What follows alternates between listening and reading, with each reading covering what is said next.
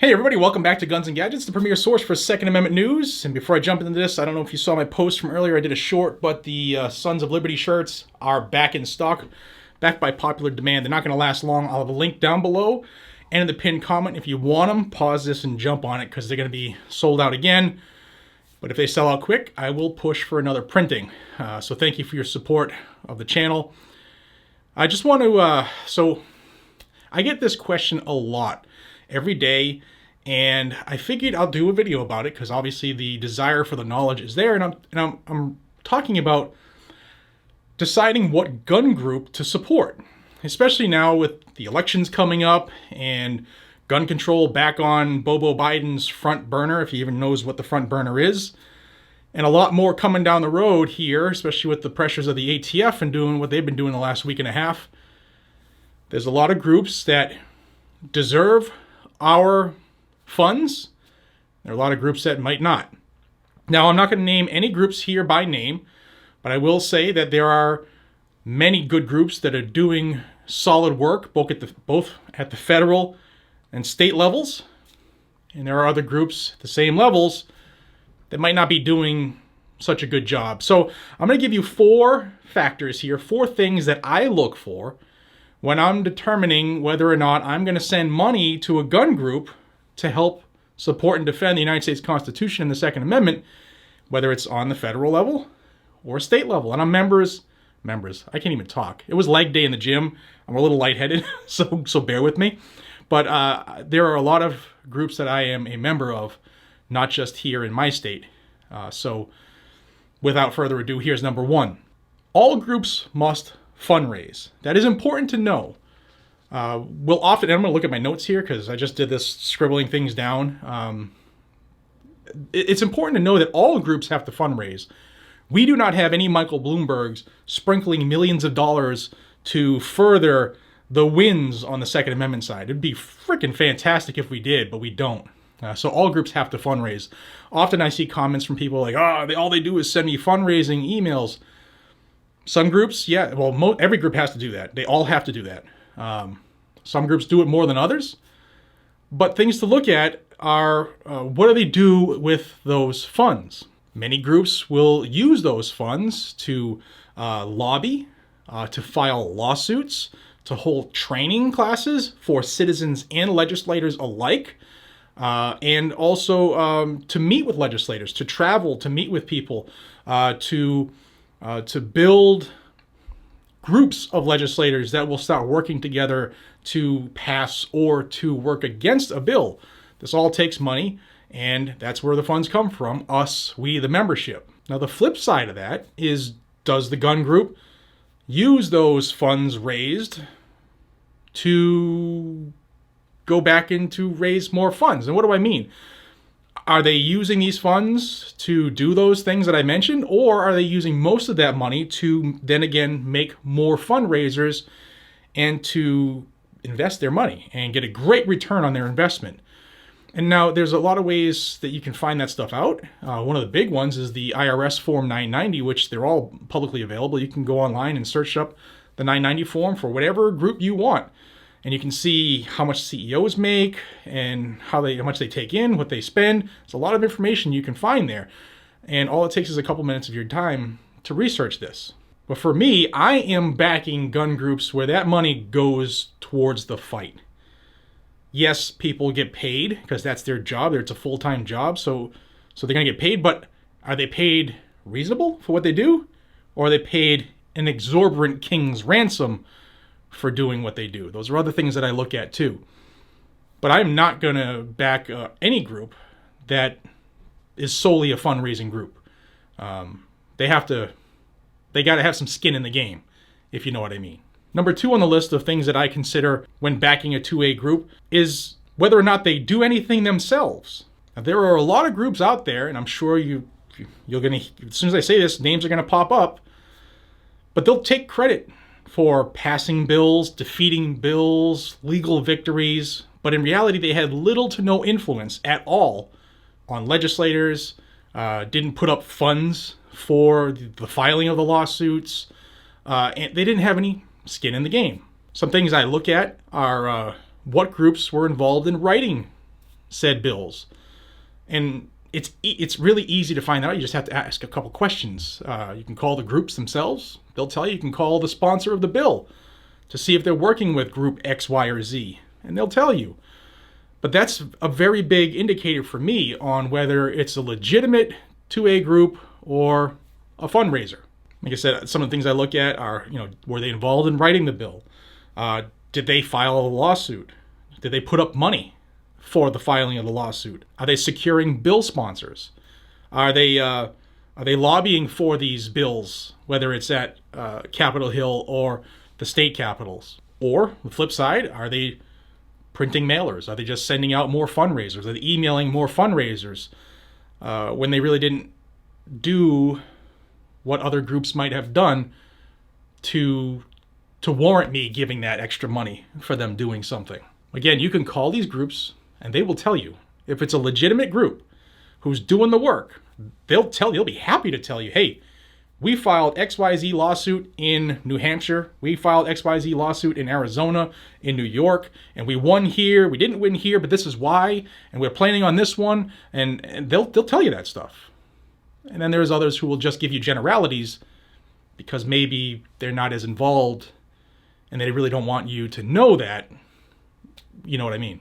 Number 3 in the list of things that I consider when whether or not to support a 2A group is, do they fold? Meaning, do they compromise? Now, this one is near and dear to my heart. It's sometimes up there with number 1, depending on how fired up I am on a subject. But if a 2A group, a gun group, in my opinion, and I could be wrong, and if I'm off my rocker, let me know in the comments down below. But if a gun group who's asking for our hard-earned dollars to accomplish a goal, and that goal should only be to secure, defend, and fight off the attack for our Second Amendment rights. If they're giving ground more often than they're taking that ground, that's not really an effective group, in my opinion. Now, my opinion is mine alone, but they're not going to get my money if they continue to concede more grounds for something else. Like, oh, we had to do this because they gave us the shiny apples. You know what? Screw the apples. I want my rights back. I want shall not be infringed to frickin' mean something. That's a really big one for me. Some other things that I look at here, some groups will force votes. Will force roll call votes. Now, some people might not know the difference between a roll call vote and a non-roll call vote. When a roll call vote is called, every person voting has their name recorded and how they voted.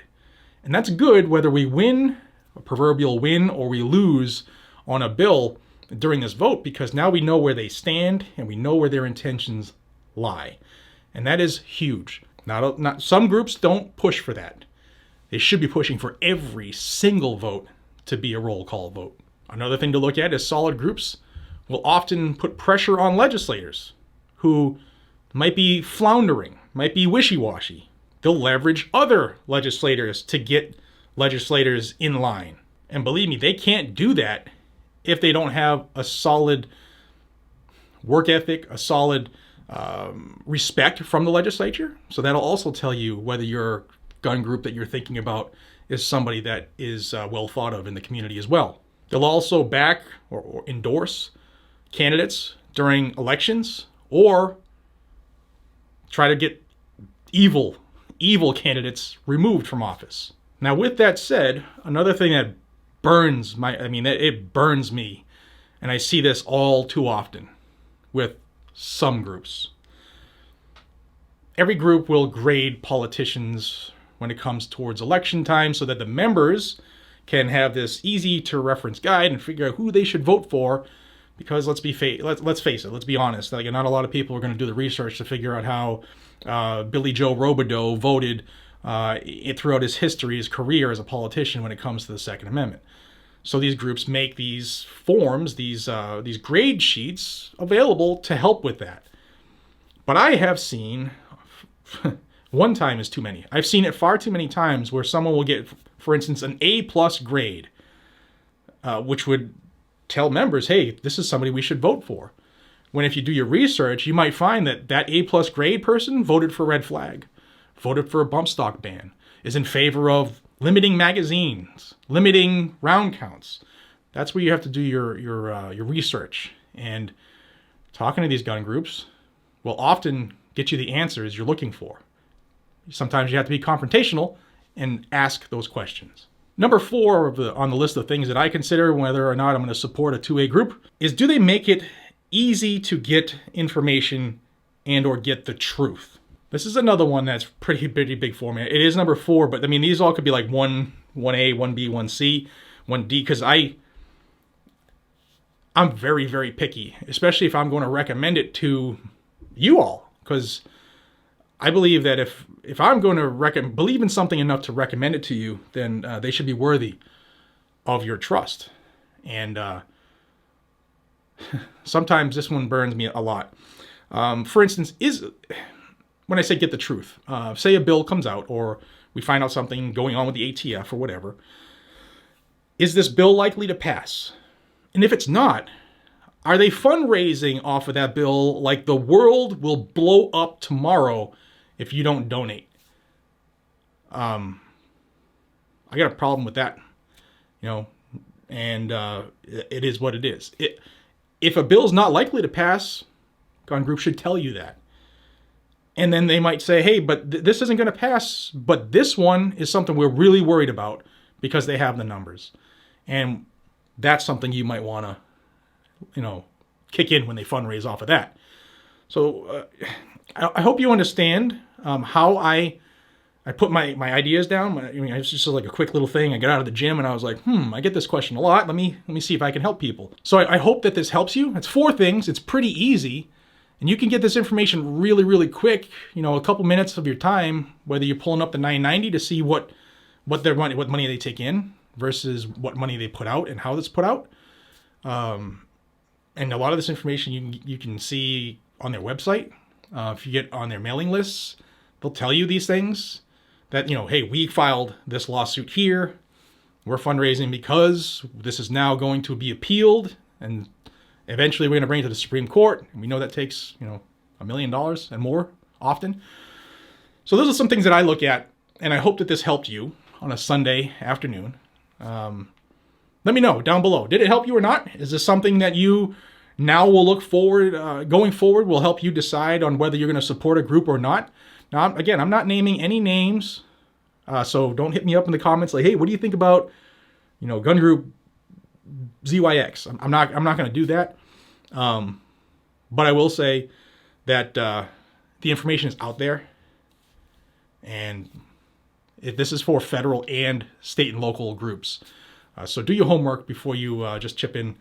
And I hope this really, really helps you guys and gals. Thank you so much for your time. It humbles me every single day that people watch my videos, and I don't do it without you. So thank you from the bottom of my heart.